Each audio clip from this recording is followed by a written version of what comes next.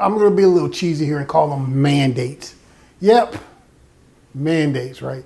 You need to spend some time with different men and see who has promising relationships.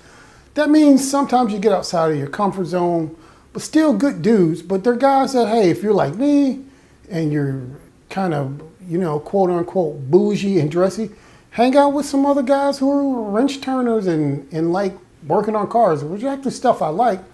But I just, it's not stuff I normally do.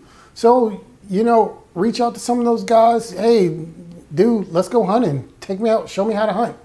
And actually go out and conversate with different guys. It'll expand your knowledge and your skill set, but you'll also get to meet different people. And you never know where you'll actually find a great friendship within people who have different interests in you, but are still good people. Next thing, look for a variety of people. When I say variety, at first I talked about different interests, but I'm really talking about from an age perspective too. You definitely want to find guys who are older than you because they'll have some more wisdom to actually share with you, but also find younger guys because they give you a fresh perspective on things and you'll get some insight from them and you'll pass on wisdom to them. And so, you're going to do different things with different people, but definitely seek some variety. And like I said before, set up those mandates with a bunch of different types of people from interest perspective, but also from an age and, racial and ethnic background perspective. But really try and find some variety because that is going to help well round you as a man. One of the things I've always found easy about anything is to systematize it. And for this, I'm going to say set it and forget it. Take the initiative whenever you want to connect with people, even if they're busy. Have something on your calendar regularly that's set up that, hey, I'm going to reach out to this guy. We're going to have lunch together on a monthly, bi-monthly basis. And then when you have it on your calendar, you can set it and forget it. And then it's easier to overcome challenges. Like I said, set up golf dates, breakfasts, lunches, whatever. Put it on your calendar. Start using the calendar if you don't use one. And then actually just put it on there, set it and forget it. That is the easiest way to deepen a friendship. Small, thoughtful actions can go a long way without being overwhelming.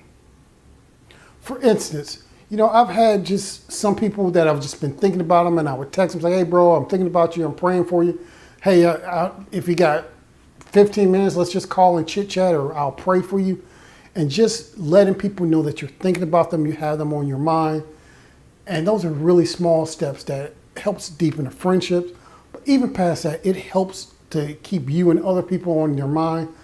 And so that even if you go weeks, or hopefully don't go weeks, but a week and a half or so without actually talking to someone, you've actually maintained that relationship, that you're still thinking about that person, and it keeps things moving forward. Here's the thing I think is really very important. It is natural for us to want to focus on our friends might do for us, but Jesus has it right. It is more blessed to give than it is to receive. So guys, I'm going to encourage you to meditate on the reality of your friends and your friendship. Pray for them. Pray for God's blessings over them and their family. Think about if you know what they're going through, pray for that. But even past that, just be prayerful of people. Keep them in your minds and your heart and actually lift them up in prayer. And that's gonna, you don't even gotta let them know about it. Just do that and that will deepen your relationship with people. Guys, I now have a handful of close friends, which started out for me being actually friendless. And even as I've moved after getting out of the Navy, I've still been able to maintain these relationships with these people because firstly, understanding like it does you no good to be lonely and being isolated, even if it's just you and your family. Trust me, guys, your wife cannot be a great confidant for you the way you need a man to be.